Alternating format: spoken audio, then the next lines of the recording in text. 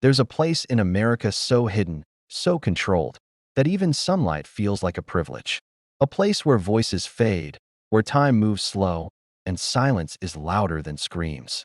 It was built to control the most dangerous men, but over time, it started to control something else, the human mind. Some call it a security miracle, others call it a living experiment. Behind locked steel doors, a world exists that most people will never see. This is not a story made from imagination. Everything you're about to hear really happened.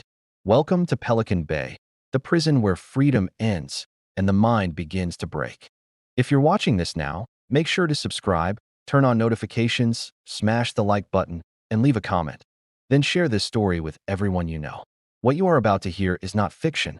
Every detail, every moment, comes from real events inside one of America's most notorious prisons. Pelican Bay was California's first Supermax prison. It opened in 1989, deep in the misty forests of Northern California, far from any city, far from the world. It was built to hold the most dangerous men in the state, gang leaders, violent offenders, prisoners deemed too risky for any other facility. From the outside, it looks like a fortress. Inside, it is a place that tests the limits of the human mind. The prison is split into two halves. One is general population.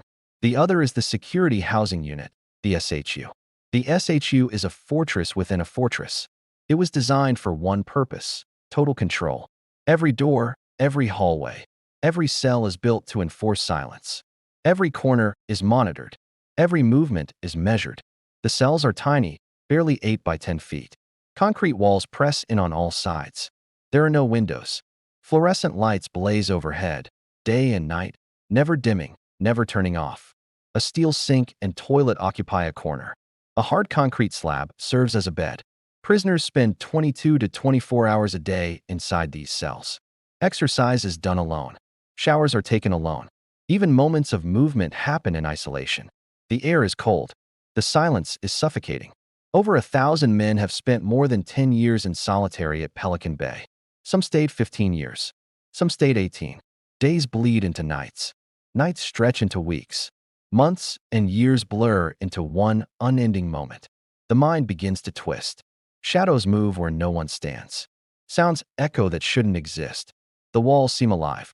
They watch. They wait. They break down who you are, piece by piece. Prisoners are told the SHU exists for security. It is supposed to control the most dangerous men.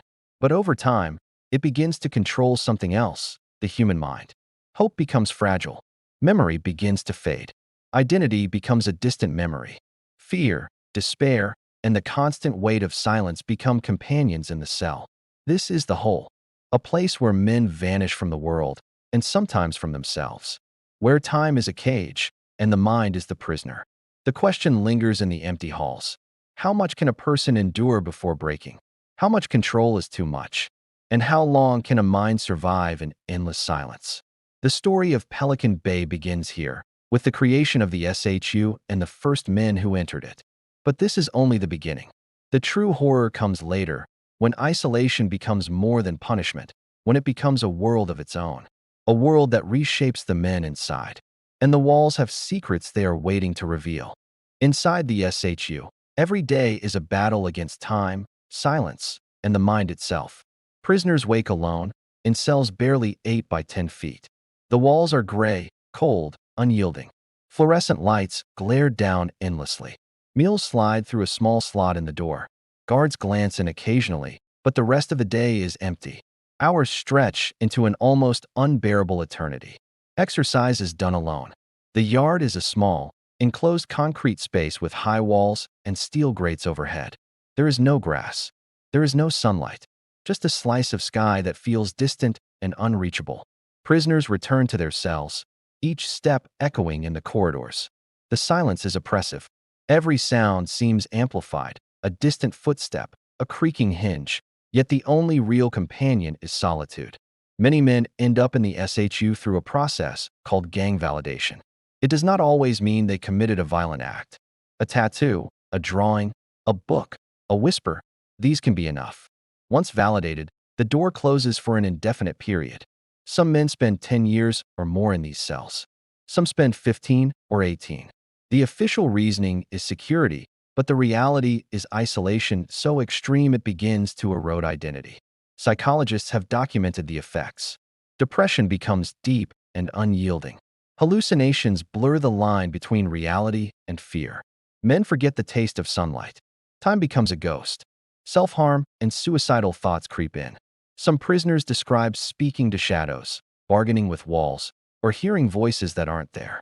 It is often called a prison within a prison, a system built to contain both body and mind. Todd Ashker, one of the most well-known inmates, described it in letters smuggled out over the years. He wrote of days so long they became a blur, of nights so empty they seemed endless, and of the quiet terror that built slowly, invisibly, inside the cell. He wrote of how men cling to small routines, counting steps, arranging objects, or memorizing stories, just to maintain a sense of themselves. But within this oppressive system, resistance quietly formed. Men began to communicate in small ways, passing notes, tapping codes, finding ways to organize. Even in the deepest isolation, they began to prepare. They began to plan for something that would shake the walls of Pelican Bay itself, something that would make the outside world finally listen. When words could no longer leave their cells, silence became their weapon. And from that silence, a spark began, one that would lead to one of the largest hunger strikes in U.S. prison history. The fight for recognition, dignity, and humanity was quietly building, behind steel doors, in the empty air, in the cells that had held them for years. The walls had shaped them, tested them, and almost broken them. But they had learned to speak in ways the guards, the system, and the world outside could not ignore. In 2011, the first hunger strike began quietly, behind the walls of Pelican Bay. It was small at first, almost invisible. A handful of prisoners refused food, speaking out against indefinite solitary confinement, the gang validation system, and the crushing silence that had become their daily reality. The strike was not just about hunger. It was about being seen. It was about being recognized as human. News of the strike spread slowly, through letters smuggled out, through lawyers, and through whispers that moved between prisons. By the time the strike reached its peak, thousands of prisoners across California had joined. Over 29,000 men refused food. The walls that had held them for years could not contain their voices any longer. Their demands were simple, yet revolutionary in their clarity. End indefinite solitary confinement. Reform gang validation. Allow contact with the outside world, access to education, and meaningful programs. They were not asking for freedom. They were asking for dignity, for recognition that they were more than shadows inside concrete boxes. The strike captured national attention. Families protested outside the prison gates. Lawyers filed lawsuits. Psychologists spoke of the devastating effects of long-term isolation. International organizations condemned the practice as cruel and inhumane. The world began to listen. The silence of Pelican Bay was finally broken. In 2013, the prisoners organized another strike, even larger and more determined. Men risked their health, their lives, to demand change. Some lost significant weight. Some were hospitalized. Yet their resolve grew stronger with each passing day. The hunger strike forced the authorities to negotiate. It forced recognition that the prison's control had extended too far, and the human cost was too high to ignore.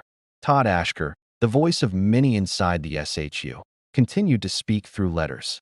He described the mental toll, the slow erosion of identity, and the resilience that had grown in spite of years of isolation. The men had learned to communicate in silence, to plan in shadows, and to resist in ways that could not be punished by walls or cells. Their bodies weakened, but their message grew louder, a call for recognition that they were still human. The strikes led to legal action. The Ashker versus Brown lawsuit became a turning point. It was the beginning of real reform, the first crack in the fortress walls of Pelican Bay. But even as change came, the scars remained. The system had left deep marks, both on the prisoners and on the way the world viewed solitary confinement. The fight for humanity had succeeded in making voices heard, but it also revealed the dark, enduring cost of a prison designed to break men, quietly and completely. In 2015, after years of struggle, the Ashker versus Brown settlement brought real change to Pelican Bay. Indefinite solitary confinement, based solely on gang validation, officially ended. Prisoners would now receive reviews. Alternatives to long-term isolation were introduced. The population of the SHU dropped drastically. For the first time in decades, men who had spent years in silence could imagine a path out. But the walls did not vanish. The cells remained the same.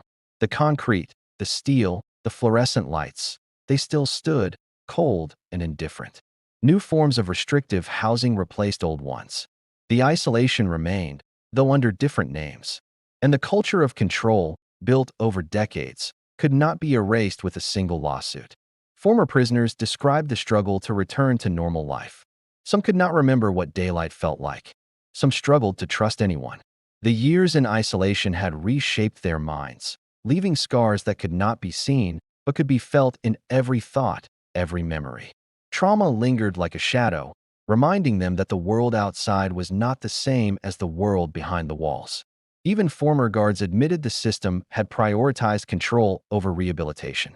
They spoke quietly of the monotony, the silence, the pressure to keep order at any cost. The SHU was designed to break men, to contain them, and in many ways, it had succeeded. Yet it also became a place of resistance, of quiet courage, and of voices that refused to be silenced. The reforms brought progress, but they also left questions unanswered. Could the system ever truly heal the men it had broken? Could a prison built to punish also teach humanity? Could the shadows of Pelican Bay be erased, or would they linger long after the doors opened? The answers are not simple. They are hidden in the minds of the men who endured decades of silence. Pelican Bay remains a prison that tests the limits of endurance. It is a place where walls have seen more than any outsider can imagine, where silence carries weight heavier than steel. The story of its reforms is bittersweet. Change has come, but the cost remains. The human spirit was tested, and while some survived, none emerged untouched. The walls of Pelican Bay changed their names, but not their silence. The echoes of isolation, endurance, and resistance remain. The prison still stands, cold, silent, waiting. Its story is a mirror, asking not what these men became, but what we have built in their name. And the truth is clear.